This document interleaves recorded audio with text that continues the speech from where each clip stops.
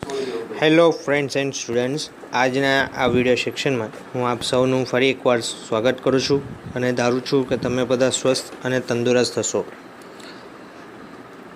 મિત્રો, આજે આપણે ઇલેક્ટ્રિકલના અંદર ઓહ્મ્સના નિયમ વિશે ચર્ચા કરવાની છે. ઇલેક્ટ્રિકલમાં ઓહ્મનો નિયમ ખૂબ જ મહત્ત્વનો ટૉપિક ગણાય છે અને ઇન્ટરવ્યૂના અંદર ખાસ પૂછાતો આ નિયમ ખૂબ જ ઉપયોગી અને તમારે લાઈફ ટાઈમ આ વસ્તુ યાદ રાખવી ખૂબ જ જરૂરી છે, કારણ કે ઓહ્મના નિયમ એ આપને આગળ જતાં ખૂબ જ ઉપયોગમાં આવશે. તો આ ઓહ્મનો નિયમ આપણને કાયમી યાદ રહી જાય તે માટે અહીં આગળ હું તમને એ રીતના સમજાવીશ કે તે તમને કાયમી યાદ રહી જશે. તો આજનો આ વિડીયો આપણા માટે ખૂબ જ મહત્ત્વનો બનવાનો છે. તો મિત્રો, તમને હું રિક્વેસ્ટ કરીશ કે વિડીયોને પૂરેપૂરો જોજો, જેથી તમારે પૂરેપૂરો સમજમાં આવી જાય. વિડીયો જેટલો બને એટલો નાનો બનાવવાનો પ્રયત્ન કરીશ, જેથી તમને ઇઝીલી સમજમાં આવી જાય અને તમે તેનાથી બોર ના થાઓ. તો ચાલો વિડીયોની શરૂઆત કરીએ. વિડીયોને અંત સુધી જોજો, જેથી તમારે પૂરેપૂરો સમજમાં આવી જાય. હવે ખરેખર ધ્યાન આપજો, ખૂબ જ મહત્ત્વનું છે.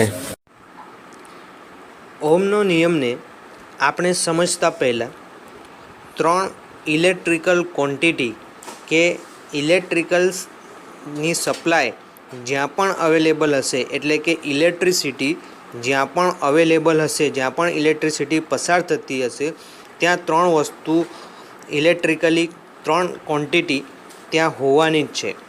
સૌથી પહેલાં તો આવશે વોલ્ટેજ, બીજું આવશે કરંટ અને ત્રીજું આવશે રેઝિસ્ટન્સ. આ 3 વસ્તુ જે છે એ દરેક જગ્યાએ હોવાની જ છે કે જ્યાં ઇલેક્ટ્રિસિટી હશે. તો હવે આ 3 વસ્તુને સૌપ્રથમ આપણે સમજીશું. આ 3 વસ્તુને સમજવા માટે આપણે એક એનિમેશન્સ વિડીયોની મદદ લઈશું કે જેની મદદથી વોલ્ટેજ, કરંટ અને રેઝિસ્ટન્સનું શું કામ છે તે આપણે સમજીશું.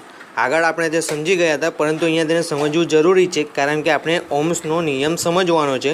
તો ઓહ્મ્સના નિયમ માટે આ 3 ઇલેક્ટ્રિકલ ક્વોન્ટિટીને સમજવી આપણા માટે ખૂબ જ જરૂરી છે. તો ચાલો તે એનિમેશન વિડીયો પરથી આપણે 3 ઇલેક્ટ્રિકલ ક્વોન્ટિટી એટલે કે વોલ્ટેજ, કરંટ અને રેઝિસ્ટન્સને સમજીએ.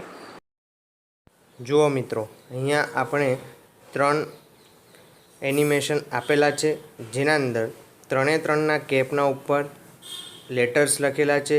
એકના ઉપર V લખેલું છે, એકના ઉપર A લખેલું છે અને એકના ઉપર ઓહ્મનો એટલે કે રેઝિસ્ટન્સ જેવા માપવામાં આવે છે ઓહ્મનો સિમ્બોલ દોરેલો છે.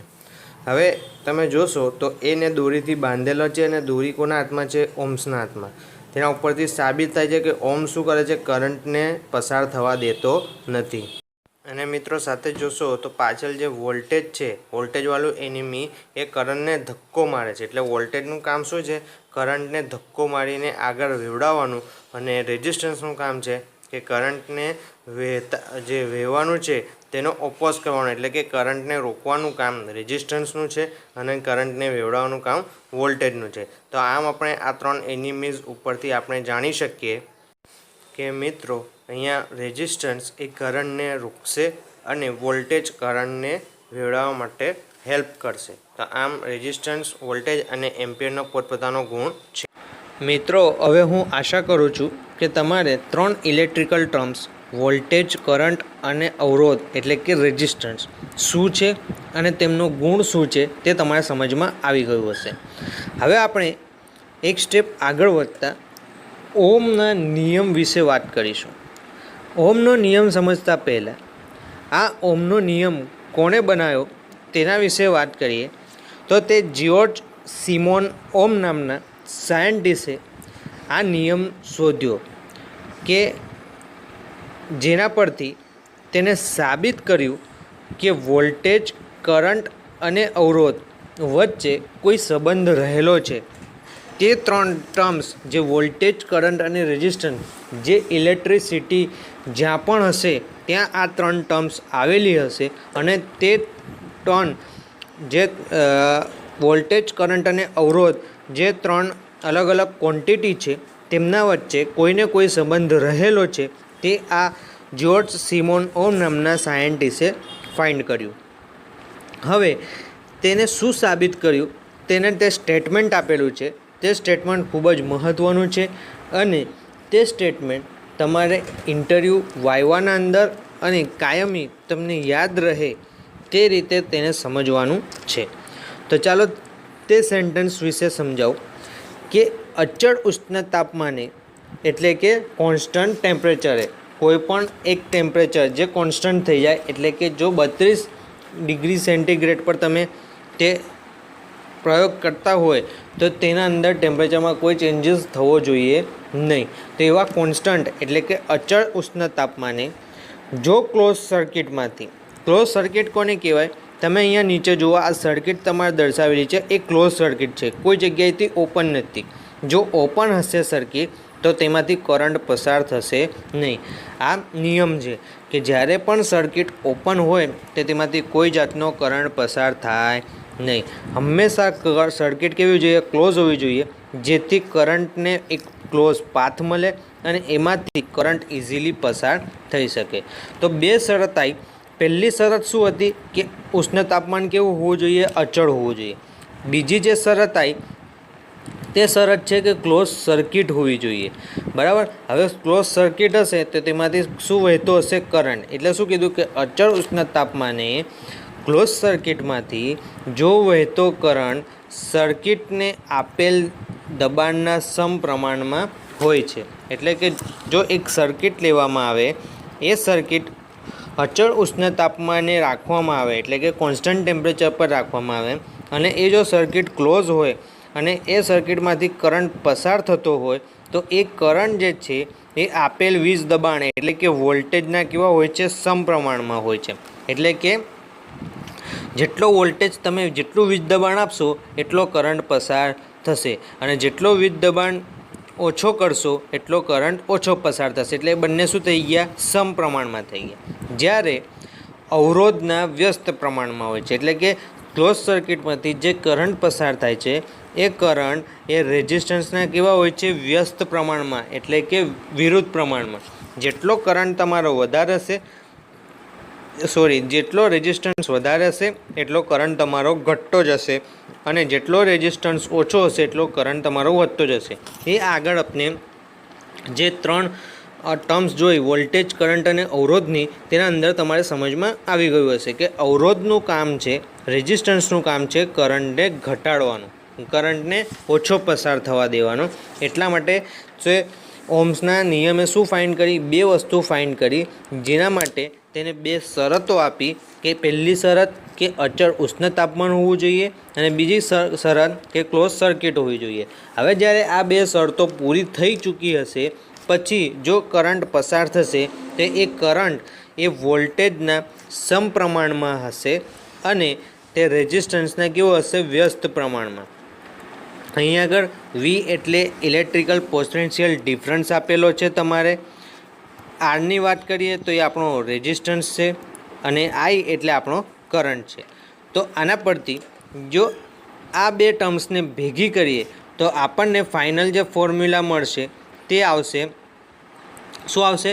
કે I = V/R, જે ઓહ્મ્સ લો તરીકે ઓળખવામાં આવે છે. એટલે ઓહ્મ્સ નામના સાયન્ટિસ્ટે ફાઇન્ડ કર્યું કે કરંટ જે છે એ કરંટ વોલ્ટેજના સમપ્રમાણમાં હોય છે અને રેઝિસ્ટન્સના વ્યસ્ત પ્રમાણમાં હોય છે.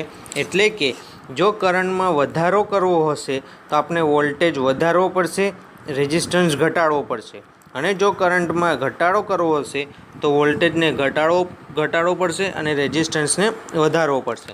તો આમ ઓહ્મ્સના નિયમ પરથી આપણે નક્કી કર્યું કે વોલ્ટેજ, કરંટ અને અવરોધ વચ્ચે સંબંધ રહેલો છે. શું સંબંધ રહેલો છે? તો કે કરંટ એ વોલ્ટેજના સમપ્રમાણમાં છે જ્યારે કરંટ એ રેઝિસ્ટન્સના વ્યસ્ત પ્રમાણમાં છે. બરાબર. ઓહ્મ નામના સાયન્ટિસ્ટે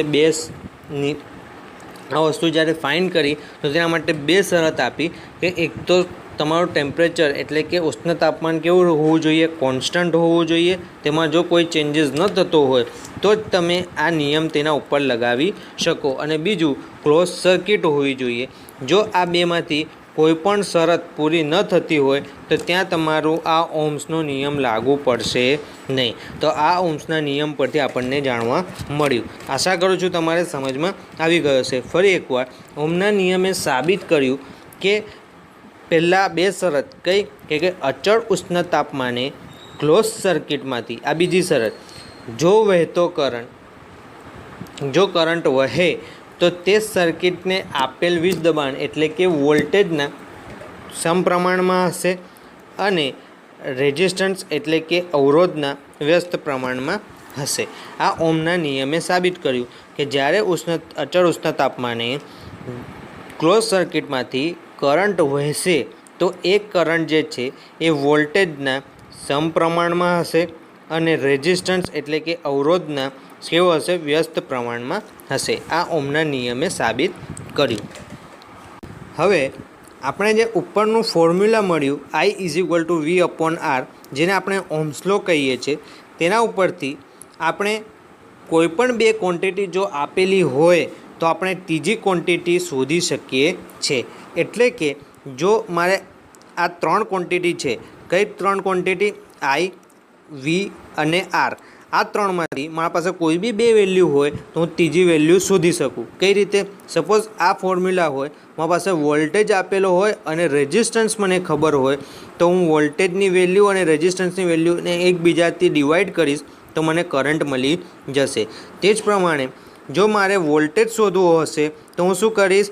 આરને સામેની સાઈડ લઈ જઈશ, એટલે શું થશે? કરંટ ગુણ્યા રેઝિસ્ટન્સ એટલે કે I ગુણ્યા R થાય તો મને વોલ્ટેજ મળી જાય. જેમાં મને કરંટ ખબર હોય અને રેઝિસ્ટન્સ ખબર હોય તો હું વોલ્ટેજને શોધી શકું.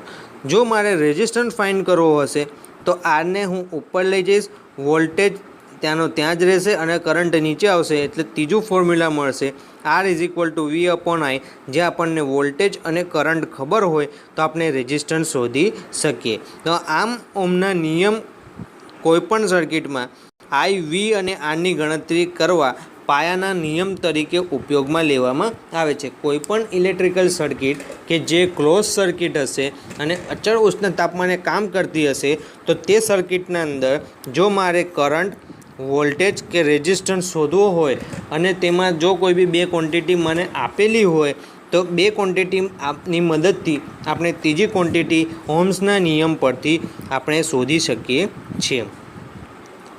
વીજવાહકના બે બિંદુઓ વચ્ચેના પોટેન્શિયલ ડિફરન્સ અને તેમાંથી વહેતા વીજ પ્રવાહ વચ્ચેનો સંબંધ કેવો રહે છે? સુરેખ એટલે કે એક સરખો રહે છે. તેથી અમુક મર્યાદામાં લગાડી શકાય છે. એટલે શું કરાય કે આપણે અમુક જગ્યાએ આ નિયમને યુઝ કરી શકીએ છીએ. પરંતુ વાહકની ભૌતિક સ્થિતિમાં ફેરફાર થાય તો ઓહ્મનો નિયમ લગાડી શકાતો નથી. એટલે કે એની આપેલી જો શરતો છે, બે શરતો છે જે કે જેના અંદર ટેમ્પરેચર ચેન્જ થતું હોય, જેના લીધે ટેમ્પરેચર ચેન્જ થઈ જતું હોય, અથવા તો તેના સર્કિટ ક્લોઝ ન રહેતી હોય, તેવી સ્થિતિમાં આપણે ઓહ્મનો નિયમ લગાડી શકતા નથી. ને એ ઓહ્મનો નિયમ ક્યાં ના લગાડી શકાય તો તેના માટેના નીચે 4 પોઈન્ટ આપેલા છે. જેમાં સૌથી પહેલું છે કે વાહકના ઉષ્ણ તાપમાનમાં ફેરફાર થાય ત્યારે તેનો અવરોધ શું થઈ જાય છે? બદલાઈ જાય છે. એટલે કે ઓહ્મનો નિયમ આપણે ત્યાં ન લગાડી શકીએ કે જ્યાં ઉષ્ણ તાપમાન ચેન્જીસ થતું હોય. કેમ કે જો ઉષ્ણ તાપમાનમાં ચેન્જીસ થશે તો એ ચેન્જીસની અસર શાના ઉપર પડશે? અવરોધ પર એટલે કે રેઝિસ્ટન્સ પર. રેઝિસ્ટન્સ બદલાઈ જાય તો આપણો V/I નો ગુણોત્તર અચળ રહેતો નથી. R= જે આપણો V/I છે એનો ગુણોત્તર આપણો અચળ રહેવો જોઈએ, જે અચળ એટલે કે કોન્સ્ટન્ટ રહેશે નહીં. એટલે જ્યાં ઉષ્ણ તાપમાનમાં ફેરફાર થતો હોય તેવી જગ્યાએ ઓહ્મનો નિયમ લગાવી શકાય નહીં. બીજી કે વીજવાહકનો આકાર બદલાય અથવા તો કોઈપણ પ્રકારના સ્ટ્રેસ ઇફેક્ટ હોય ત્યારે ઓહ્મનો નિયમ લગાડી શકાતો નથી. કે જે વીજવાહક છે એટલે કે જે કંડક્ટર છે, જે આપણી સર્કિટ છે, તે સર્કિટના કંડક્ટરના એરિયામાં અથવા તો તેની લંબાઈમાં જો ફેરફાર આવતો હોય તો તેવી જગ્યાએ પણ ઓહ્મનો નિયમ લગાવી શકાતો નથી. કારણ કે તેના એરિયા અને લંબાઈમાં ચેન્જીસ થવાથી અવરોધમાં ચેન્જીસ થશે અને અવરોધમાં ચેન્જીસ થવાથી આપણો V/I નો ગુણોત્તર અચળ રહેશે નહીં. માટે બરાબર આ જે 4 પોઈન્ટ છે એ તમારે વાયવામાં અથવા તો MCQ તરીકે પૂછાવાના ચાન્સીસ રહેલા છે. માટે તેને ખૂબ યાદ રાખવું અને તેને સમજીને સમજવાનો પ્રયત્ન કરવો. બીજું, વાહક મેગ્નેટિક ઇફેક્ટ નીચે હોય તો તે નિયમ લગાડી શકાતો નથી. જ્યારે આ તમારી સર્કિટ છે એ સર્કિટ કોઈ મેગ્નેટિક વસ્તુની આજુબાજુ હોય અથવા તો મેગ્નેટિક ઇફેક્ટના અંદર આવતી હોય તો તે જગ્યાએ પણ તમે તે સર્કિટના ઉપર ઓહ્મ્સ લો લગાવી શકતા નથી, ઓહ્મનો નિયમ ઉપયોગ કરી શકતા નથી. ચોથું જે છે એ ડાયોડ ટ્રાયોડ જેવા વાલ્વમાંથી વહેતો વીજ પ્રવાહ, બરાબર, એટલે કે જે આપણે ઇલેક્ટ્રોનિક ડિવાઇસ હોય છે ડાયક ટ્રાયક, બરાબર, તેના અંદરથી જ્યારે એ વીજ પ્રવાહ પસાર થતો હોય તો તે સમયે પણ અને તેવી સર્કિટમાં પણ આપણે ઓહ્મનો નિયમ લગાવી શકતા નથી. હવે અહીંયા આગળ તમારે ધ્યાનથી જોશો તો અહીંયા એક ટ્રાયંગ્યુલર આપેલો છે, ટ્રાયંગલ આપેલો છે. એ ટ્રાયંગલને આપણે ઓહ્મ્સ ટ્રાયંગલ તરીકે ઓળખીએ છીએ કે જેના અંદર આપણે વોલ્ટેજ, કરંટ અને રેઝિસ્ટન્સ દર્શાવેલ છે અને ઓહ્મ્સ ટ્રાયંગલ તરીકે ઓળખવામાં આવે છે. તમારા જો કોઈ પૂછે કે ઓહ્મ ટ્રાયંગલ દોરો તો તેને આ રીતના દોરવાનો, જ્યાં V ઉપર, I તમારો આવશે લેફ્ટ સાઈડ અને R આવશે રાઈટ સાઈડ, બરાબર. હવે તેને ગોલા મેથડ છે તેને યાદ રાખવા માટે, બરાબર, V એટલે કે વિનર.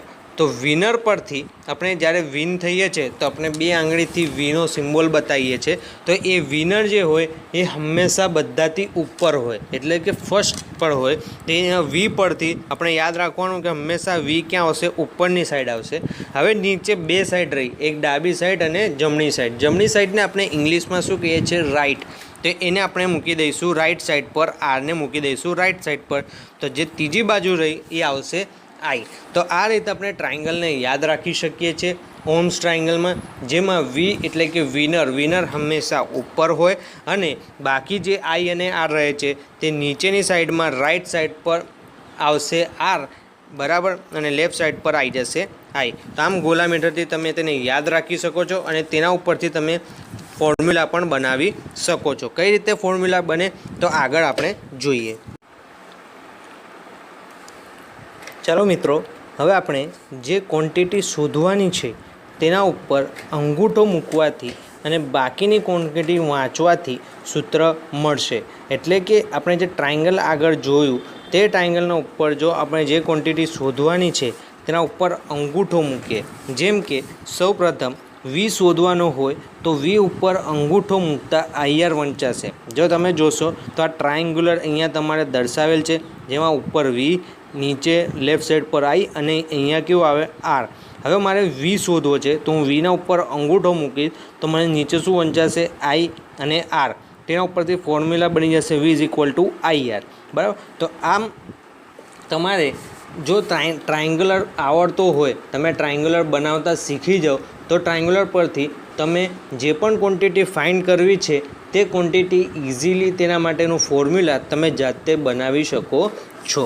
તે જ પ્રમાણે જો તમારે I શોધવાનો હોય એટલે કે કરંટ શોધવાનો હોય અને તમારે વોલ્ટેજ અને રેઝિસ્ટન્સની વેલ્યુ આપેલી હોય તો તેના માટે આપણે શું કરીશું કે Iના ઉપર અંગૂઠો મૂકીશું તો શું વંચાશે? VR એટલે કે Vના છેદમાં R, Vના નીચે R. તો એના ઉપરથી આ ફોર્મ્યુલા બનશે I = Vના છેદમાં R. જોશો તો I = Vના છેદમાં R. તો આ પ્રમાણે તમે કરંટ માટે ફોર્મ્યુલા શોધી શકશો. તે જ મુજબ જો R શોધવાનો હોય તો R માટે જો તમે R પર અંગૂઠો મૂકો તો તમારો ફોર્મ્યુલા બનશે V/I એટલે કે Vના છેદમાં I. તો આમ Rનું ફોર્મ્યુલા પણ તમે શોધી શકશો. તો એના માટે આપણે ટ્રાયંગ્યુલર કઈ રીતના બનાવવાનું તો મેં કીધું એ મુજબ એને ગોલા મેથડ છે, એકદમ ઇઝી મેથડ, તમે આસાનીથી તેને યાદ રાખી શકો. V એટલે કે વિનર એટલે કે V હંમેશા ઉપર આવશે. હવે રાઈટ સાઈડ પર આવે R એટલે કે R રાઈટનો જે ફર્સ્ટ વર્ડ છે R એટલે એને મૂકી દેવાનું રાઈટ સાઈડ એટલે કે જમણી સાઈડ, અને બાકી રહ્યો I એને મૂકી દેવાનો ડાબી સાઈડ, બચેલી સાઈડ પર I મૂકી દેવાનો. તો આ રીતના તમે ગોલા મેથડની મદદથી તમે ઇઝીલી તમે ફોર્મ્યુલા ફાઇન્ડ કરી શકો છો. હવે આ જે ફોર્મ્યુલાસ છે તેના ઉપરના એક્ઝામ્પલ તમારે MCQના અંદર એક્ઝામમાં પૂછાય છે, તો તેને કઈ રીતના સોલ્વ કરવા તેના વિશેની આપણે માહિતી મેળવીશું. તો અહીંયા તમારે થોડા એક્ઝામ્પલ આપેલા છે, તો તેના વિશે હું તમારે સમજાવીશ. જેમાં સૌપ્રથમ જે એક્ઝામ્પલ આપેલો છે તેમાં કહે છે કે એક હીટિંગ કોઇલનો અવરોધ 50 ઓહ્મ છે. અવરોધ એટલે કે રેઝિસ્ટન્સ. તો અહીંયા તમારે એક કોઇલનો અવરોધ આપેલો છે, કેટલો આપ્યો છે 50 ઓહ્મ. બીજું આપ્યું છે કે તેને 230 વોલ્ટનું વીજ દબાણ આપવામાં આવે છે, તો સર્કિટમાંથી વહેતો વીજ પ્રવાહ શોધો. હવે આ એક્ઝામ્પલના અંદર સૌપ્રથમ તમારે શું આપી દીધું?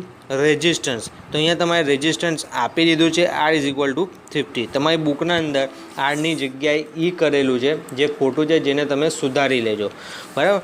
બીજી વસ્તુ શું આપી છે? વીજ દબાણ એટલે કે વોલ્ટેજ V આપ્યા છે 230 વોલ્ટ, અને ફાઇન્ડ કરવાનો છે કરંટ I.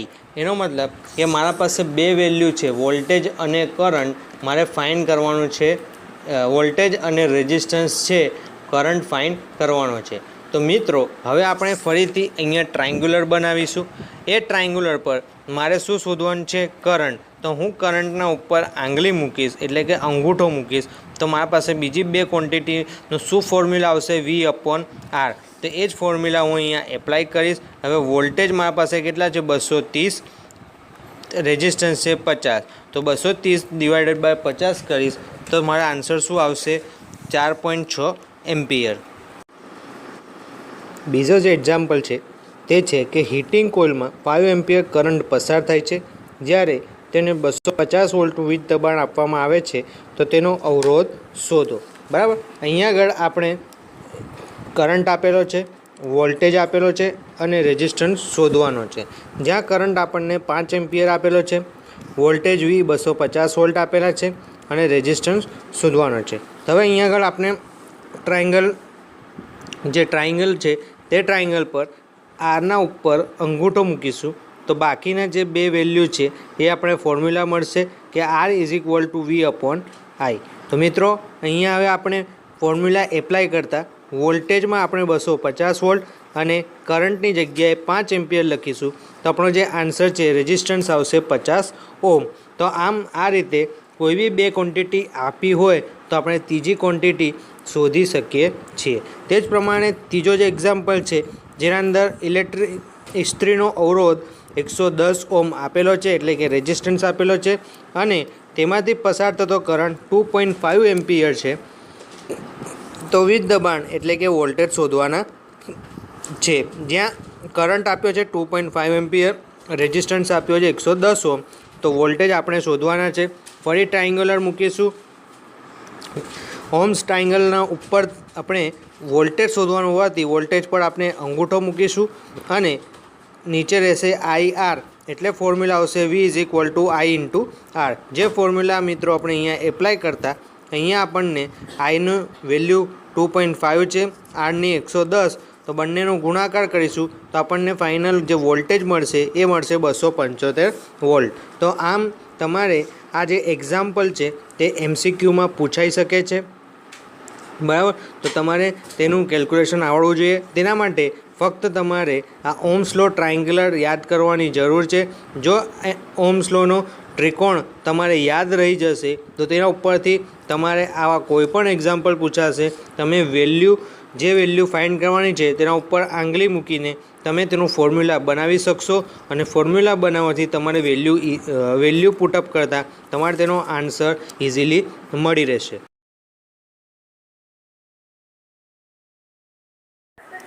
હવે આપણે અહીંયા આગળ એક પ્રેક્ટિકલ થકી ઓહ્મ્સ લોને સમજવાનો પ્રયત્ન કરીશું. તો ચાલો આપણે ઓહ્મ્સ લોને એક પ્રેક્ટિકલ થકી સમજીએ. મિત્રો તમે અહીંયા ધ્યાનથી જોશો તો તમારી લેફ્ટ સાઈડ એક 36 વોલ્ટ દર્શાવતું બેટરી છે, જેને આપણે વોલ્ટેજને વેરી કરી શકીએ છીએ. ત્યારબાદ તમે ઉપરની સાઈડ જોશો તો એક રેઝિસ્ટન્સ દોરેલો છે, જે રેઝિસ્ટન્સ આપણે સર્કિટના અંદર કનેક્ટ કરેલો છે, જે રેઝિસ્ટન્સ વેરિયેબલ છે, જેની વેલ્યુને આપણે ચેન્જ કરી શકીએ છીએ. વેલ્યુને ચેન્જ કરવા માટે નીચે તમારે રેઝિસ્ટન્સ લખેલું એક બાર દેખાય છે, જેને ત્યાંથી આપણે તેને વેરી કરી શકીએ છીએ. ત્યારબાદ નીચે તમે જોશો તો એક વોલ્ટેજ છે, જે વોલ્ટેજને પણ આપણે ચેન્જ કરી શકીએ છીએ। તો આમ વોલ્ટેજ અને રેઝિસ્ટન્સને ચેન્જ કરીને આપણે નીચે સૌથી નીચે જે ડિજિટલ પેનલ છે ત્યાં આપણે કરંટ નોંધીશું કે કરંટના અંદર શું ફેરફાર થાય છે। તો ચાલો હવે આપણે પ્રેક્ટિકલની શરૂઆત કરીએ। તો જોશો તમે નીચે વોલ્ટેજને આપણે જેમ જેમ વેરી કરીએ છીએ તેમ તેમ કરંટ વધતો જાય છે। જો અત્યારે 700 થયો, વોલ્ટેજ વધ્યા 800। જેમ જેમ વોલ્ટેજ વધે છે તેમ નીચેની તરફ તમે જોશો તો તમારો કરંટ વધતો જાય છે, ઉપર વોલ્ટેજ વધે છે, કેમ કે આપણે વોલ્ટેજના બટન્સને વેરી કરી રહ્યા છીએ। તો આમ વોલ્ટેજને વધારવાથી કરંટમાં વધારો થાય છે, એટલે ઓહ્મ્સ લો સાબિત થાય છે કે કરંટ એ વોલ્ટેજના સમપ્રમાણમાં છે, એટલે કે વોલ્ટેજ વધવાથી કરંટ વધશે। હવે આપણે જોશો તો રેઝિસ્ટન્સને વધારીએ છીએ તો રેઝિસ્ટન્સ વધવાથી આપણો કરંટ ઘટવા લાગ્યો। જો તમે જોશો નીચે તો કરંટ શું થાય છે, ઘટે છે। એનો મતલબ કે કરંટ એ અવરોધ એટલે કે રેઝિસ્ટન્સના વ્યસ્ત પ્રમાણમાં છે। જેમ જેમ રેઝિસ્ટન્સ વધે છે તેમ તેમ કરંટ ઘટે છે, બરાબર। તો આપણે રેઝિસ્ટન્સને વધારવાથી નીચે કરંટમાં શું થાય છે, ઘટાડો થાય છે। તે જ પ્રમાણે ઉપર વોલ્ટેજ કોન્સ્ટન્ટ છે, કેમ કે આપણે વોલ્ટેજમાં ચેન્જીસ કરતા નથી। હવે આપણે વોલ્ટેજને ઘટાડીશું, બરાબર। તો વોલ્ટેજ ઘટાડવાથી કરંટમાં શું થશે, ઘટાડો થશે। તો જે કરંટ છે એકચ્યુઅલ તેના કરતાં કરંટ ઘટતો જાય છે। જુઓ ધ્યાનથી તમે જોશો તો નીચે જેમ જેમ વોલ્ટેજ ઓછા કરતા જાય તેમ તેમ કરંટ પણ ઘટતો જાય છે, એટલે કે વોલ્ટેજ અને કરંટ સમપ્રમાણમાં છે। વોલ્ટેજ વધારવાથી કરંટ વધે છે અને વોલ્ટેજ ઘટાડવાથી કરંટ ઘટે છે। હવે આપણે રેઝિસ્ટન્સને ઘટાડીશું તો રેઝિસ્ટન્સ અને કરંટ વ્યસ્ત પ્રમાણમાં હોવાથી રેઝિસ્ટન્સ ઘટવાથી કરંટ વધશે। તો તમે નીચે જોશો તો કરંટ શું થાય છે, આપણો વધતો જાય છે। તો આમ ઓહ્મ્સ લો ઉપરથી આપણે સાબિત કરી શકીએ કે કરંટ એ વોલ્ટેજના સમપ્રમાણમાં અને રેઝિસ્ટન્સના વ્યસ્ત પ્રમાણમાં હોય છે। તો આમ મિત્રો આપણે ઓહ્મ્સ લોને પ્રેક્ટિકલ તરીકે સમજ્યા। આશા કરું છું તમારે સમજમાં આવી ગયું હશે। તો આમ આજે આપણે ખૂબ જ ઇમ્પોર્ટન્ટ અને ખૂબ જ મહત્ત્વનો ટૉપિક ઓહ્મ્સ લો વિશે વાત કરી। જે ઓહ્મ્સનો નિયમ સાયન્ટિસ્ટે જે ફાઇન્ડ કર્યો એ શાના માટે ફાઇન્ડ કર્યો કે તેને શોધ કરી કે વોલ્ટેજ, કરંટ અને રેઝિસ્ટન્સ વચ્ચે સંબંધ રહેલો છે।